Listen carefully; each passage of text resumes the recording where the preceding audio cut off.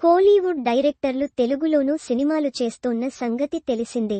ఇప్పటికే great Shankar game changer తో launch అయ్యారు. బన్నీ 22వ చిత్రంతో పాన్ ఇండియా సంచలనం అట్లీ కూడా ఎంట్రీ ఇస్తున్నాడు. ఈ సినిమా సక్సెస్ అయితే అట్లీ రేంజ్ అంతర్జాతీయ స్థాయికి తాకుతుంది. ఆ రేంజ్లో బన్నీ ప్రాజెక్ట్ ప్లాన్ చేస్తున్నాడు. అయితే వీళ్ళిద్దరి కంటే ముందుగానే మరో కోలీవుడ్ సంచలనం లోకేష్ కనగరాజ్ తెలుగులో సినిమా చేయాలి.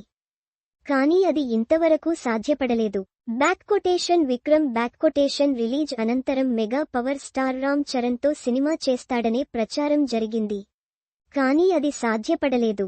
తదుపరి లియో కూడా రిలీజ్ అయింది గానీ చరణ్తో సినిమా జరగలేదు. మరి లోకేష్ టాలీవుడ్లో ఎప్పుడు సినిమా చేస్తాడు అంటే అది ఇప్పట్లో సాధ్యమయ్యేలా కనిపించలేదు.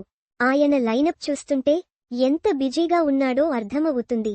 ప్రస్తుతం కూలీ సినిమా చేస్తున్నాడు. ఇది పోస్ట్ ప్రొడక్షన్ పనుల్లో ఉంది.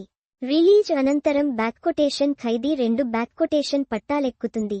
అనంతరం సూర్యతో రోలెక్స్ టైటిల్తో ఓ సినిమా చేస్తున్నాడు. ఈ రెండింటి తర్వాత లియో 2 చేసే అవకాశం ఉంది. ఇవన్నీ పూర్తవ్వాలంటే మరో 3 నుంచి 4 ఏళ్ల అయినా సమయం పడుతుందని అంచనా. ఆ తర్వాతే లోకేష్ తెలుగు సినిమా గురించి ఆలోచించే అవకాశం ఉంది. ఆ మధ్య మరో 6 ఏళ్ల పాటు తన నుంచి హింసతో కూడిన సినిమాలే వస్తాయన్నాడు. గన్స్, బాంబులు లేకుండా సినిమాలే ఉండవన్నాడు. వాటిని ప్రేక్షకులు కొన్నాళ్ల పాటు భరించాలనేశాడు. అలాగే డైరెక్టర్గా సినిమాలు చేయాలని లేదని మరో ట్విస్ట్ కూడా ఇచ్చాడు.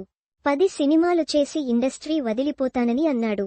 దీంతో అంతటి ప్రతిభావంతుడు ఇండస్ట్రీని వదిలేస్తా ఎలా అంటూ కమల్, రజనీకాంత్ లాంటి వారు సర్ది చెప్పే ప్రయత్నం చేశారు.